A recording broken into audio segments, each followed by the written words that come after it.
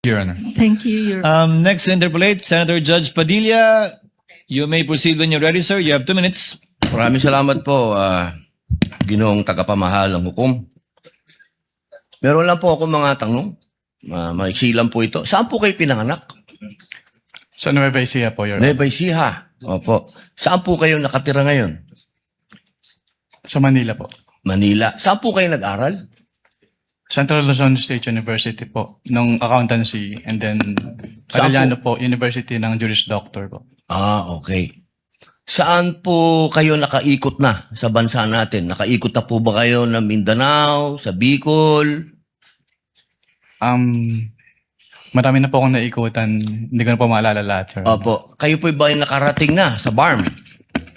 Yes po, Your Honor. Opo. Saan po sa BARM? Sa Sulu? Sa Basilan? Maguindanao? Hindi niyo po matandaan? Hindi Mauubos ko po po yung oras ko. matandaan, Your Honor, kung saan. Bicol po. Nakaikot na po kayo sa Bicol? Yes po, Your Honor. Saan po sa Bicol? Sa Camarines Norte? Sa Camarines Sur po. Sur? Sa Norte, hindi pa po. Hindi ko po maalala kung Nakaikot na po kayo sa mga bundok? Saan po, Your Honor? Mga bundok? Yes po, Your Honor. Nakita niyo na po ba ang pangangailangan ng mga tao sa malayong lugar? Katulad ng gamot? Katulad po ng pagkain? Wala naman po akong na-observe, Your Honor. Ayun, wala. Hindi po kayo exposed. Exposed po ba kayo sa threat ng terrorism sa bansa natin? Nabalitaan niyo po ba ang ISIS, ang NPA, ang Abu Sayyaf? Exposed po ba kayo doon sa mga balita? Sa news po, may Sa mga news. nabalitaan po ako, Your Honor. Opo. Alam niyo po ba na kung gaano nakagrabe ang terrorism?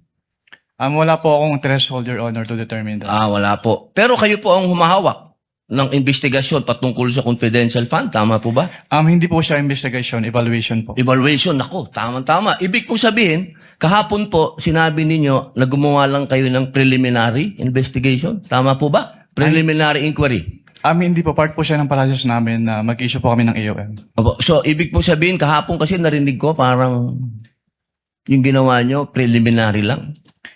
Yung AOM po, preliminary lang. Opo, hindi po yun konklusyon. Kung ang tinutukoy niyo po ay yung... Meron po kasing provision as to the joint circular as to tinatawag na prima facie. Pakisagot na lang po kung conclusion ba po yun? Final? Hindi po kasi we required So, hindi them. po final. Based Boss, on the AOM po, konti lang po oras ko, hindi po final. sa AOM po, yung AOM po hindi po final. Hindi po final. Opo. Kayo po ba ay naniniwala na ang mga confidential agent ay dapat magpakilala? Sabihin ng kanilang mga totoong pangalan? Ang wala pong provision as to that po sa joint circular, Your Honor. Opo. Kayo po mismo, palagay niyo po, sa personal po ninyong pagkakaintindi, ang mga confidential agent dapat po bang magpakilala? Since that calls for an opinion, hindi po ako authorized to express that, Your Honor. Ano pong definition niyo ng confidential? Based on the joint circular po, ang confidential expenses ay yung... Hindi po expenses, confidential lang po. Bilang kayo po ay abogado, ano pong pagkakaintindi niyo sa confidential? classified po, Your Honor. Okay. Boss, sa next na lang po akong round. Thank you, Senator Salamat Judge po. Padilla. You may avail of the second round. Next